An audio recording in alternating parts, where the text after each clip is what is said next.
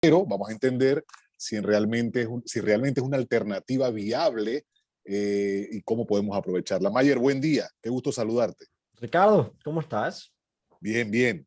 Bueno, aparte de verte a través de las redes en el podcast que has llevado, que has emprendido con temas interesantes, pues también acerca de la promoción que has hecho durante mucho tiempo a la movilidad eléctrica. Sí, sí, ya han sido 3 años en la cual yo he sido tanto usuario como partícipe del proyecto de movilidad eléctrica y he aprovechado de esa posición como persona de figura pública para informar a la población los beneficios de esta nueva tecnología. Tú sabes que yo soy bien tecnológico y avanzado, entonces me gusta adoptar las cosas primero y esto ha sido una de esas cosas que yo creo que definitivamente va a ser un buen cambio para el país, que le va a cuidar el bolsillo a la gente a futuro. Y en ese sentido, Mayer, bueno, a ver, hablemos de cosas concretas.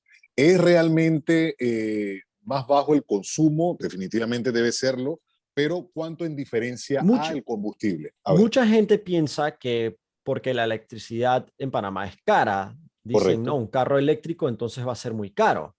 Pero resulta que lo único más caro que la electricidad en Panamá es la gasolina. Nosotros producimos 70% de la electricidad que consumimos en Panamá, pero no producimos 0% de la gasolina que consumimos, o sea, toda la importamos. Yo exacto. estoy gastando a la semana $7 en electricidad versus $100 en gasolina. ¿Cómo Dime se tú, hace ese dime tú si consumo? eso no es una diferencia. No, si me lo dices así, definitivamente sí, ¿no? Pero ¿cómo se Exactamente. hace? ¿Cuál es? A ver, a diferencia de un vehículo que requiere del combustible, que tiene que cambiarse piezas, el tema de Sí, aceite y demás, ¿cuál es el mantenimiento que se le da a un carro eléctrico? hay que entender que un motor normal pesa 700 libras y tiene 1200 partes. Un motor eléctrico pesa 50 libras y tiene 70 partes. ¿Eso qué significa? El carro pesa menos, por un lado, por el otro lado, menos cosas, entre menos piezas hay, menos cosas se pueden dañar. Y al no haber aceite, al no haber refrigerante, al no haber combustión, mezcla de gasolina con aceite y hacer la chispa para hacer entonces la combustión, no hay corrosión, no hay desgaste. Eso significa que la depreciación de tu auto a través de 5 años es un décimo de lo que estamos acostumbrados a ver. Normalmente estamos acostumbrados que tú compras un carro por $40,000, lo tienes que vender en 15,000, $20,000 en 4 años. Eso no pasa con los carros eléctricos precisamente porque no hay desgaste, no hay depreciación de la misma forma que un carro normal. Ahora, ¿qué adecuaciones, por ejemplo, yo en Miami he visto que en los estacionamientos de los centros comerciales hay para recargar a los carros eléctricos? Sí. Yo no sé si en Panamá, en todos, debe haber algún centro comercial que lo tenga, pero qué adecuaciones habría que U- hacer? Por ejemplo, hay Una, estaciones de combustible, ¿cómo se una cargaría? de las grandes diferencias entre un carro eléctrico y un carro de combustible es que llenar un carro de gasolina te demora 2 minutos. Llenar un carro, recargar un carro eléctrico te demora aproximadamente 6 horas desde cero.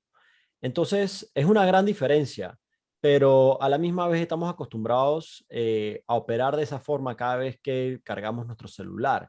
Lo dejamos en la mesita de noche y lo cargamos, ¿verdad? Lo que vamos a anticipar ver en pronto futuro es estaciones de cargas en diferentes tipos de lugares, desde supermercados hasta centros comerciales, desde hospitales hasta parques incluso, ya que, ya que la ley permite la venta y reventa de electricidad. Porque, ¿qué sucede? Yo, por ejemplo, por los últimos 3 años, yo solamente he podido cargar en mi casa porque la ley no ha permitido a la empresa privada a revender la electricidad. La única entidad que te puede vender electricidad legalmente en este país es la distribuidora, ENSA. Pero ENSA no ha puesto cargadores. Entonces, ¿qué significa? Imagínate que solamente una entidad pudiera poner todas las gasolineras del país. No tuviéramos tantas gasolineras. La ley de movilidad eléctrica crea una excepción a esa ley y permite que la empresa privada revenda la electricidad para propósitos de recarga eléctrica para vehículos eléctricos. Eso significa que ahora vamos a poder ir a diferentes lugares y poder poner el carro a cargar. Y tener un cargador en casa, como tengo yo, no va a ser un requerimiento, sino va a ser una excepción. Ahora, esto requiere de un sistema específico de carga. Cuando tú dices cargar en la casa, a ver, desde el desconocimiento de un perfecto neófito en la materia, Sí. no es que yo la agarre y lo conecto a la toma de la casa. Debe No te tener una... equivoques, el carro viene con un tomacorriente portátil. Los carros Ok, tienden a venir con un tomacorriente 120 voltios tranquilo, como si fueras a conectar tu celular. ok.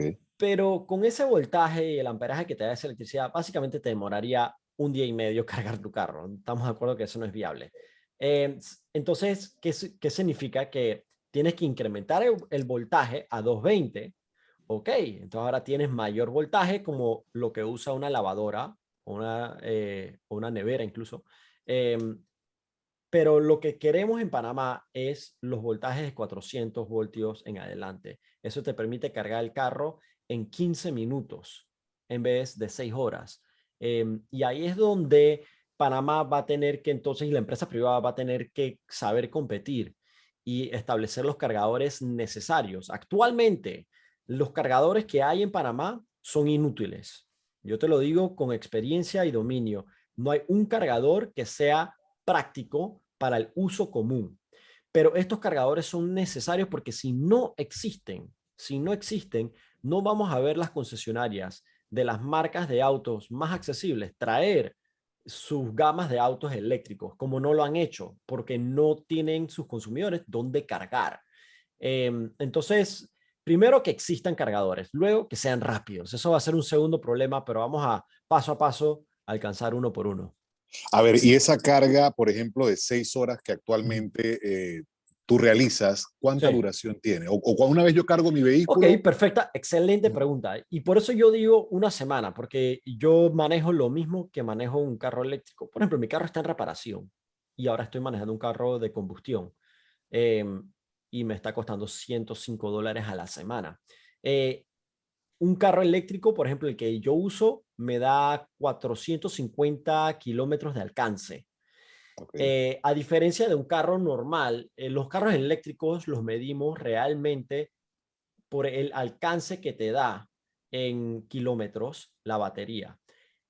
Entre más grande la batería, más alcance te va a dar. Hay carros que para ser más accesibles tienen una batería más pequeña, significa que tienes menos alcance, pero es más accesible, que solo significa que en vez de cargar una vez a la semana, cargas 2 veces a la semana. Está bien. ahora, esta accesibilidad de la que hablas es en cuanto a precios, porque ¿cuánto me puede costar? Exacto. Sin hablar de marcas, ¿no? Ujú. Hay opciones en diferentes marcas de vehículos. No, No hay hay, unos, no me hay, imagino, más no hay costosos. una marca de auto en el mundo que no tenga una opción de vehículo eléctrico, pero no están en Panamá.